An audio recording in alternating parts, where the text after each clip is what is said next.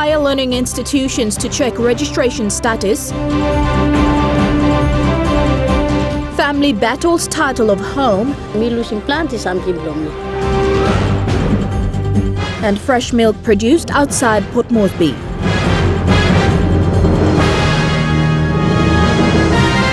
This is National EMTV News with Helen Sayer. Good evening and thank you for joining me with Sunday's news. Higher Education Secretary Father Jan Juba is urging all higher institutions to check their status and confirm their registration with the department. Father Jan says the directive will be published so all higher learning institutions are of standard. He says many private institutions have issues with accreditation of courses and the way institutions are structured. Following the court ruling of the dismissal of IBS attempting to register as an higher learning institutions, the Higher Education Secretary says it is crucial for all higher learning institutions to confirm the registration status with the department. Father Jan says every process must be followed and standards must be met. He says the final process is where the Higher Education Minister takes the registration to the National Executive Council for deliberation. A minister is the one who says, yes, I bring to NSC and to Parliament, or no, yeah? If minister is satisfied. Yeah? With individuals and churches establishing more colleges and other training institutions, Father Jan says the output must match standards with better qualification. He says the department will be publishing a deadline for all higher learning institutions around the country to check the registration status. Father Jan says those not complying will be penalized. And if they refuse to register, the Act gives him power to fine them 250,000 kina. Papua New Guinea has over 8 government-run institutions and 3 privately owned by church organizations. Over the past 10 years, the number of vocational training and colleges has also increased. Because those programs must be accredited. Otherwise, they're misleading the public, and we feel sorry for the children because they will get so-called academic awards with no academic currency. Nobody's going to recognize. A directive will be addressed to all higher learning institutions this week. Jack Lopave Jr., National EMTV News. Meanwhile, the Higher Education Secretary says the department wants to see a consistency in qualifications offered by universities. Father Jan Juba says the world is connected and Papua New Guinea must produce the best. He says the department is challenged to see this achieved by all higher learning institutions in the country. Our degrees or academic awards must be equal to the best universities in the world, like Oxford, Stanford. Why not? And I agree with the Minister. It's a beautiful statement, and that's what is quality about, yeah? Nearly 3 in 10 young people aged between 15 and 24 years old living in countries affected by conflict or disaster are illiterate. According to UNICEF, these numbers are a stark reminder of the tragic impact on children's education due to crises that affect their futures and the growth and stability of economies and societies. UNICEF says despite its role in leveling the playing field for most vulnerable children and young people, education remains severely underfunded. Currently, only 3.6% of humanitarian funding goes toward providing education for children living in emergencies, making it one of the least funded sectors in humanitarian appeals. EMTV News has been following a number of leads into the illegal sale of properties belonging to the National Housing Corporation that has seen the eviction of many families from their homes. We are again showing you one of our stories we brought to you last week that shows the struggle of one family in Leh. The Tigia family were evicted from the house their father had paid off from the National Housing Corporation through the government sell-off scheme. They were still waiting for the title when he died in 2011. They were evicted following a court order issued in favor of a man who claims he had the title. The Tigias are still fighting for their home. We have received documents showing the process that the Tigias followed to purchase the property. This property located on Ericus Doyle Street is subject to an ongoing court battle between the property's legal tenants and a third party claiming to have the title. The legal tenants are the Tigirs, who were evicted last year following a court order issued in favor of a Richard Wapua. The Tigir's late father, Tigir Bis, was a public servant who signed a tenancy agreement to rent this property in 1983. Soon after, the government started advertising their sell-off scheme for interested home buyers. The late Tigir applied and was successful. In 1988, he was given a letter of offer to purchase the property. On the 9th of February 1989, his name was printed in the National Gazette, listing him as an approved proprietor, followed by a letter of confirmation from the state to purchase the house. He signed a salary deduction form permitting 112 kina 50 toya to be deducted from his fortnightly pay over a period of 10 years. In 2007, he signed the contract of sale and the transfer instrument that would allow the title transfer to take place. In 2008, a Richard Wapua claimed he was transferred the title deed. The acting provincial program advisor for lands at the time, Lawrence Billy, did a title search and verified that the NHC was still the legal owner of the property. He added that Richard Wapua's title transfer dated the 6th of December 2005 was illegal. Even then, Wapua filed an affidavit supporting his action to recover the property, presenting also a copy of his title deed, and managed to get a court order to evict the Tigirs. This was the first of 4 evictions and the start of a court battle that has lasted nearly 10 years. The family obtained a stay order from the National Court and moved back into the property.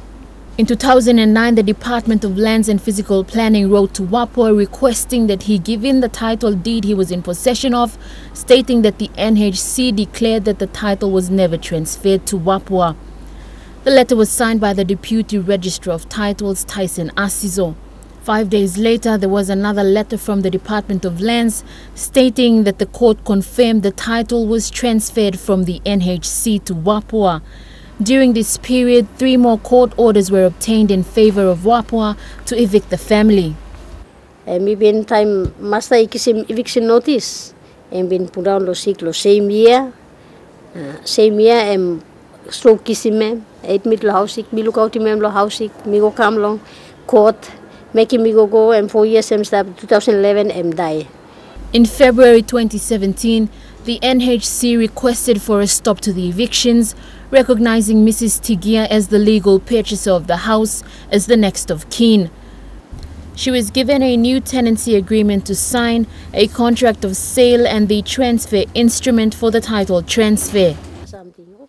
In July last year, the late Tigir's wife Ellen reported that police, acting upon another court order, went to serve an eviction notice to the family, giving them 7 days to vacate the property.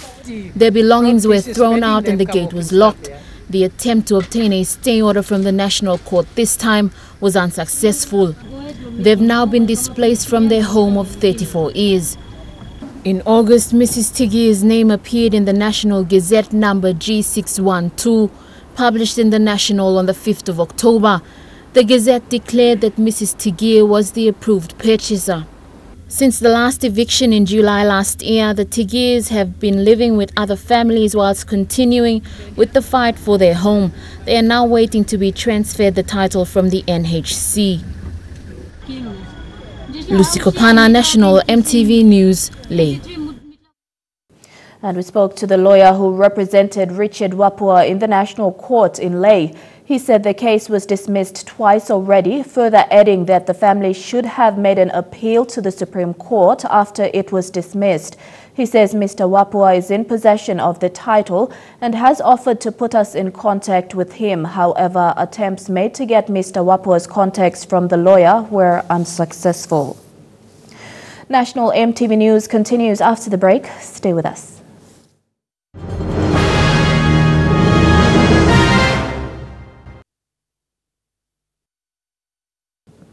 Welcome back.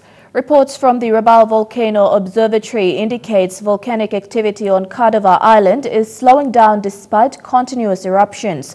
In a 24-hour report released on Friday, the RVO explained there is now a significant drop in sulfur dioxide emissions, which suggests no new lava displacement. The report also revealed the volcano vents are emitting weak to moderate steam to over 100 meters above the island. Meanwhile, the RVO has also confirmed that Karkar Island in Madang has emitted steam from its southern crater with no eruptions. Experts from the RVO say Karkar is an active volcano which is currently dormant and vigilance should be maintained at all times. They have also called on authorities in Madang to review their disaster management contingencies if a disaster strikes. Over 2,000 medical supply kits have reached our shores and are at Badili stores ready for distribution throughout the regions. 771 kits will be delivered to health centers and close to 2,000 kits to aid posts. The 2018 budget has allocated 266 million kina for medical supplies, procurements and distribution processes. Minister for Health and HIV and AIDS, Sir Pukatemu, says the budget allocation will also fund the construction of a new area medical store in Kokopo and rehabilitation works for stores in Mount Hagen and Leh, as well as provincial transit stores in Jiwaka, Manus and Central provinces. A guest house owner says developing human resource can start at the village level. Ipilawa investment owner Siro Yoko says if the government is not supportive, local elites must create opportunity for every potential citizen to excel. A teacher by profession, he started off with potato buying and now runs a guest house along the Yalibu to Mendi Road. Siro Yoko says the government has its limits in developing every community, but if elites can open doors to achieve goals, more can be done to embrace human resource. Me like only must look well, that's like kind way me play walk long, easy. Planty man only tintin long, kiss free money, na free kai, but those of us society put him really sweat, na hard work lang me like him all members of parliament, he can look well me bla. So that at least me play try na Caribbean community. The guest house was built in 2006. It has over 20 rooms and a conference center and ayakaz. Mr. Yoko says the purpose to venture into such business is to create a mindset so members of his community must understand that something can be created out of nothing. Men tintin blo mi bla emlo help him community time where only got need. People help him the school fees, online he gets him sick, na bagarap, people help him all go to housing. Sometimes people help him buy more COVID box, line die. And with the announcement of Southern Highlands hosting the 8th PNG Games, Mr. Yoko is prepared to join hands with the government to support and host the event to be a success.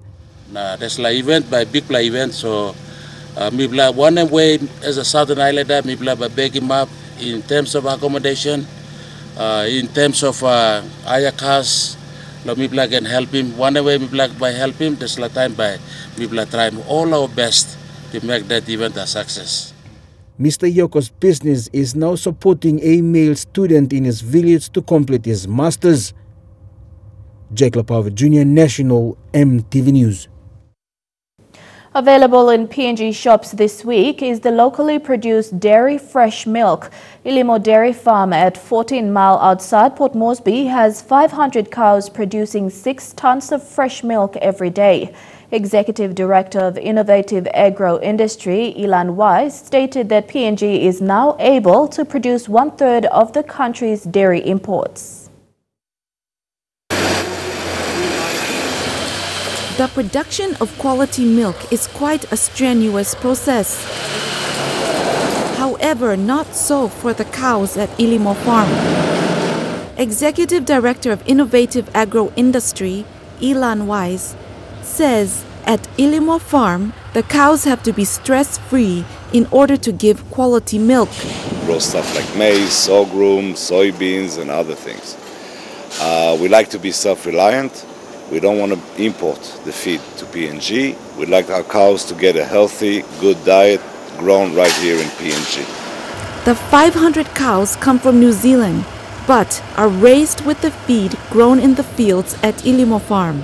The cow pen is divided into two sections.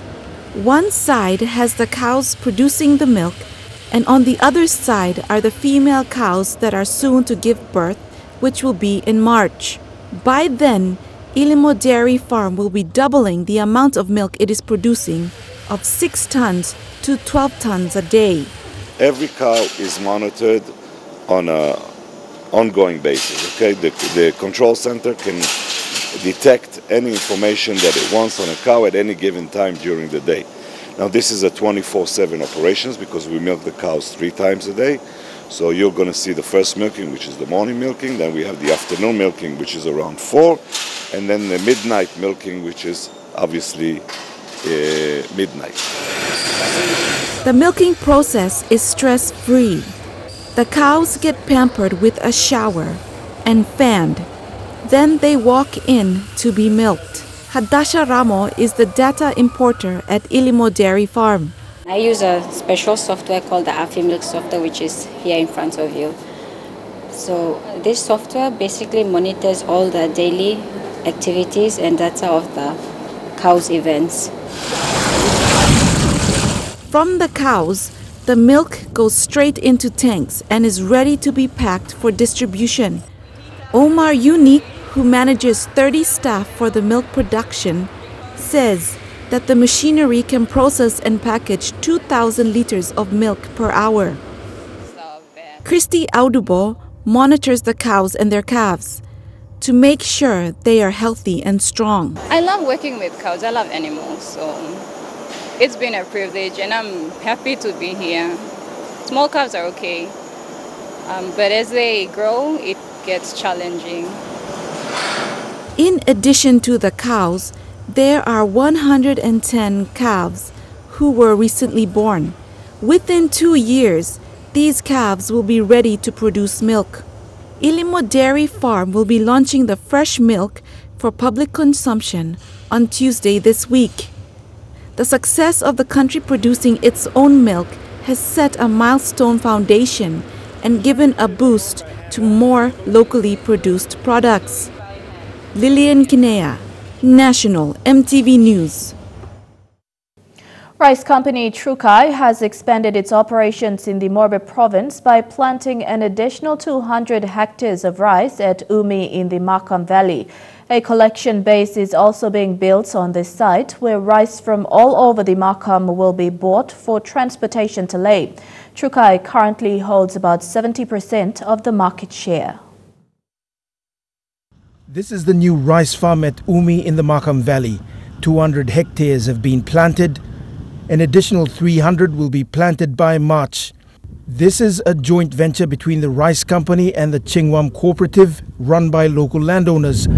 From less than 10 hectares, we are now at the stage where we're working towards 500 hectares. I wanted to do spray, but Under the arrangement, Trukai will pay the landowners for the crop after it is harvested.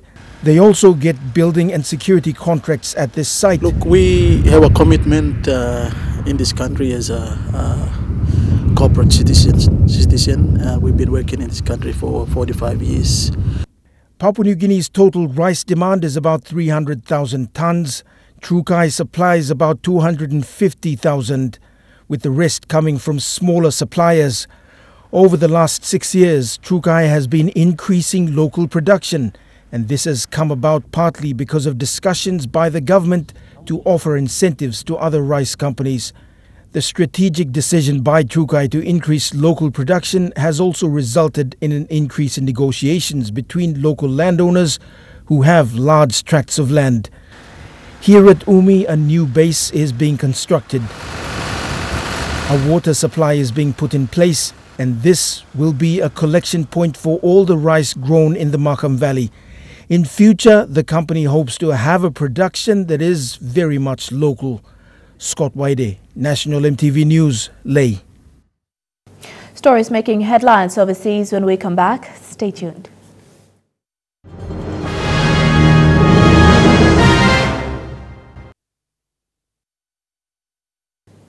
Welcome back to the news. Turning overseas, six African migrants have been wounded in a terrifying shooting attack in Italy. A gunman opened fire in the central city of Macerata before he was captured by police. The Italian city of Macerata was in lockdown this lunchtime. Residents warned to stay inside as a gunman carried out a series of drive-by shootings in different parts of the city. At least 6 people were injured. I was passing by this morning to go and buy a cigarette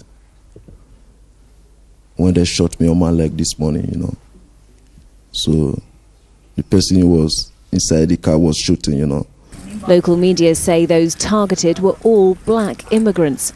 All have been treated in hospital. One is in a serious condition. This man's been arrested over the attack. 28-year-old Luca Traini said to be a member of the Italian political party Northern League, which is anti-immigration. He was detained with the Italian flag draped round his neck. Reports claim he made a fascist salute. It's thought the shootings may have been in retaliation for the murder of Pamela Mastropietro, whose body was found in the same city last week. The main suspect in her death is a migrant from Nigeria, and the case has inflamed anti-immigrant feeling. The Italian Prime Minister spoke out against both crimes, warning that Italy would come down hard on anyone promoting violence. Immigration is a big issue in the country's upcoming elections, but campaigning was paused today while police continued questioning their suspect and investigating the shootings. A Russian fighter pilot has been killed after his jet was shot down over a rebel-held area in the northwest of Syria. Posted on social media shows the burning wreckage of the plane. Russia's defence ministry says the pilot ejected and survived the crash but was shot dead by militants linked to Al-Qaeda. Moscow is trying to recover the pilot's body.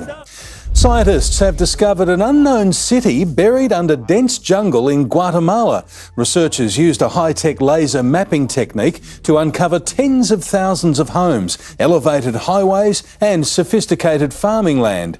The findings suggest millions more people lived in the area than previously thought. And another archaeological discovery has excited scientists in Egypt. They've uncovered a tomb near the pyramids outside Cairo, which is thought to be close to 4,500 years old. The walls of the tomb, which belong to a high-ranking woman, are covered in paintings. A little boy with congenital heart disease is now helping scientists to find a cure. Leo Henrik's parents were told to terminate the pregnancy because of his defect, but they couldn't. And after 3 open-heart surgeries, Leo's given researchers an incredible gift. Leo Henriks flies and flips like a superhero, but it's what we can't see that's really special. It's a Superman heart! A Superman heart that makes him super strong! That's what his parents have told him. But Leo was actually born with hyperplastic left heart syndrome, a condition where the pumping ventricles don't form properly. What he's been through and where he's at now, you couldn't ask for any more. In his 5 years, he's had 3 open heart surgeries. And now he's giving back to those doctors by donating tissue samples to the Victor Chang Cardiac Research Institute. We're turning some skin cells into some super stem cells from which we can generate cardiac muscle and other tissues. Tissues that will help scientists better understand heart disease. So one day, Leo's children and others have a better chance of survival. Prevention, it's number 1. Childhood heart disease is the most common form of birth defect. Every month, 168 Australian babies are born with the condition. It claims 4 infants every week. Little Leo's a real fighter. He's one of the lucky ones. At the moment, we're pretty much done. But what goes on in the future, no one knows. What they do know is it's Leo's first day at school tomorrow, and that is a milestone. Chukai Sports is next. Don't go away.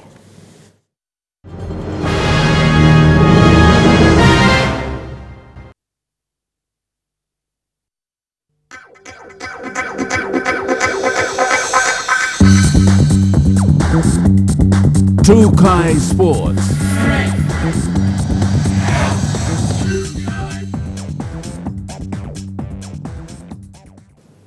Welcome to Trukai Sports. The High Performance Centre is encouraging sporting bodies and athletes to access the facilities that are now available.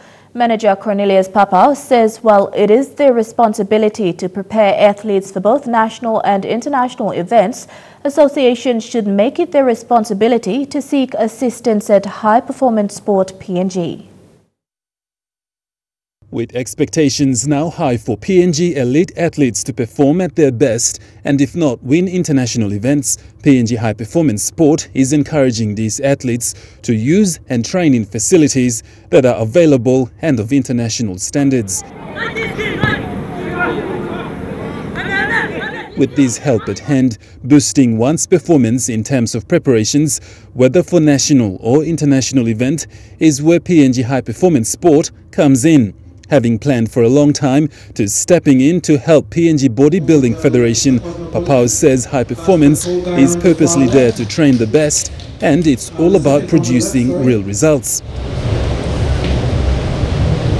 The support High Performance Sport PNG brought with it through the success of 2015 Pacific Games, 2017 SP Hunters Q Cup win and International AFL Cup won by PNG Men's AFL team, PNG Mosquitoes, Melanesian Cup, and the list goes on, is a proof of what High Performance Sport PNG can do to prepare our athletes to take on the best.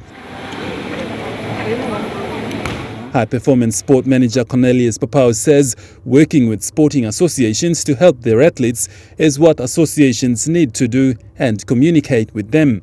But moving forward, one thing I've met with Jacob Combe, the Vice President, with his number of requests to access a proper gym and having his allied athletes to gain access to great facilities, plus having experience strength and conditioning and physios to be part to build the allied athletes hub.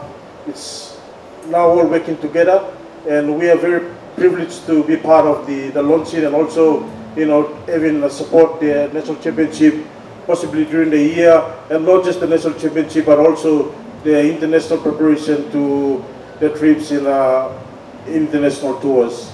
He says uplifting the standards of one's performance and environment used for training is like never before, and champions can be trained and produced. I think one thing that I wanted to bring across to the athletes plus the management is, high performance sports pumping is all about results, and for us to give you this opportunity to access our facilities, plus having our strength and conditioning coaches, plus a physio, and also having access to a couple of our services and coaching programs. We would like to have you guys to be really responsible to have the access to the facilities and also work with us and plus the sponsors to make it all happen. Now PNG High Performance Sport has a big challenge ahead of them, and that is to prepare Team PNG for the Commonwealth Games in Gold Coast, Australia in April. Godwin Eki, National EMTV Sports. Meanwhile, students attending tertiary institutions are welcome to participate in a talent identification and development program next month. Known as the Kamapim Kakana Talent Identification and Development Program, it was developed to identify talents at the tertiary level. Edmund Bennick, the HPS officer, said the last talent identification program had overwhelming feedback from tertiary students. The next program will be held on February 17th, 2018. And Trukai Sports continues after the break. Stay tuned.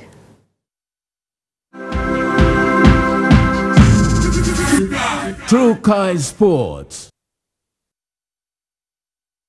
Welcome back to Trukai Sports. Two overseas sports Super Bowl fans in the United States are bracing freezing conditions as they get ready for the big game.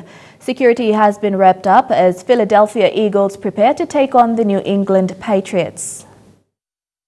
It's -8 in Minneapolis today, -15 for Super Bowl Sunday tomorrow. To stay warm around here, you've kind of got to dress like you're about to knock off a bank, but it hasn't stopped thousands of Philadelphia Eagles fans and lots of New England Patriots fans from hitting the streets of Minneapolis. There's all sorts of activities going on despite the freezing conditions. You can ski down the streets, there's ice sculpting, and people are really having a great time out in the cold. It is freezing, so we asked a couple of the locals if this is normal for them. Is this cold for you? It is very cold out here. I can't stand the cold. This is not bad. This is nice. Really? It's got snow and it's the warm weather. 20s is not bad. Super Bowl is a big party. There is also a massive security presence. Some 3,000 officers from up to 60 different law enforcement agencies are in town here, keeping the thousands of fans who have travelled to a place they call the Bold North safe. Black Hawk helicopters in the sky, infrared cameras on the ground, and at the intersections here, crosswalks, they have armoured vehicles to stop the traffic and therefore stop any sort of vehicle attack.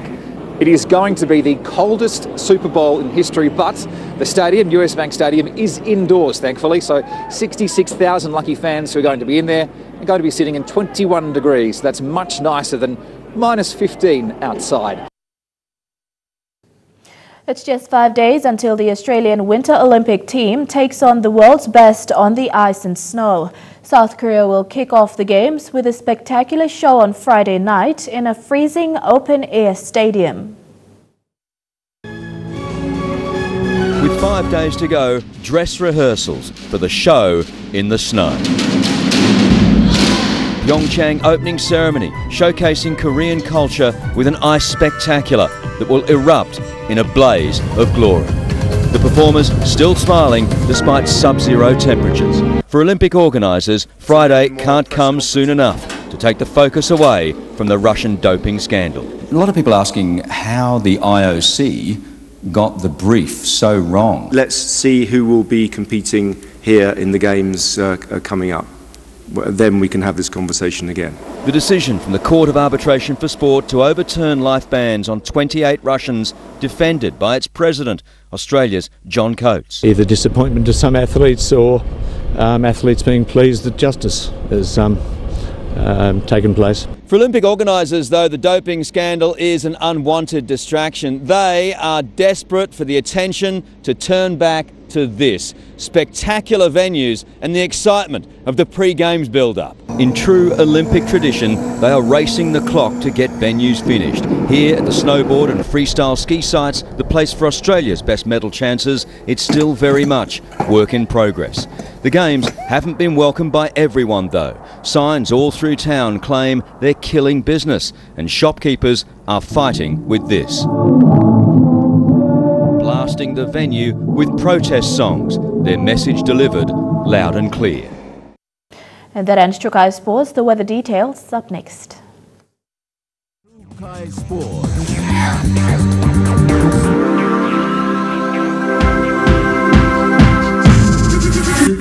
Trukai Sports.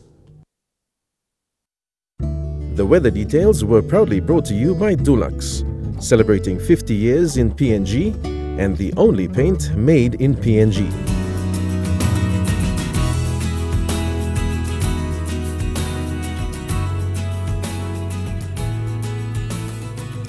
Looking at the weather forecast for tonight and tomorrow, in the southern region, mostly fine in Port Moresby, Daru, Kerema and Alotau, and a shower or two in Popondetta. In the Mombasa region, mostly fine in Lae and rain showers in Wewak and Vanimore.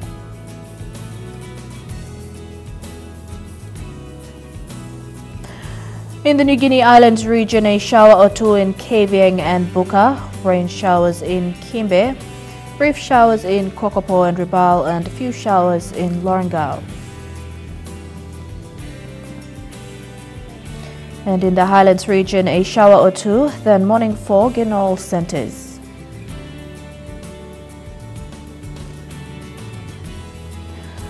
Forecast for small ships for the next 24 hours, strong wind warning current for all coastal waters of Papua New Guinea, also Coral Sea, Solomon Sea and Bismarck Sea and the Pacific Ocean. Waters of southern PNG Indonesian border through Torres Strait and Daru to Kiwai Island to Kerema, Yule Island to Hood Point, Samarai Island with waters of eastern and western Milne Islands, seas of 2 to 2.5 meters. Waters of Samarai Island to Cape Vogel to Finschhafen with waters of New Ireland to New Britain and Bougainville, seas of 2 to 3 meters. Waters of Finschhafen to Vitiaz, Dampier Strait to CSE Islands, Long Island, Medang to Bogia to Wewak, Aitape to Vanimore and northern PNG Indonesian border, and with waters of Manus and its western group of islands, seas of 2.5 to 3 meters.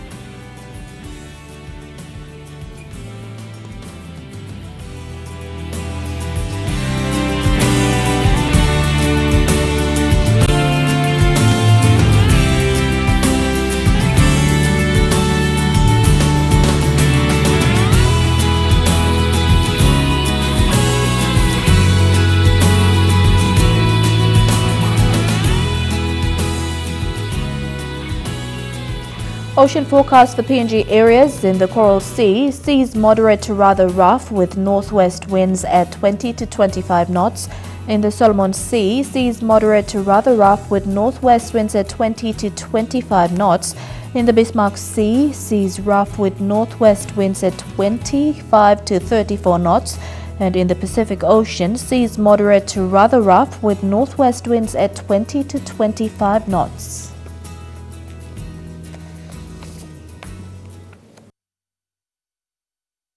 The weather details were proudly brought to you by Dulux, celebrating 50 years in PNG and the only paint made in PNG.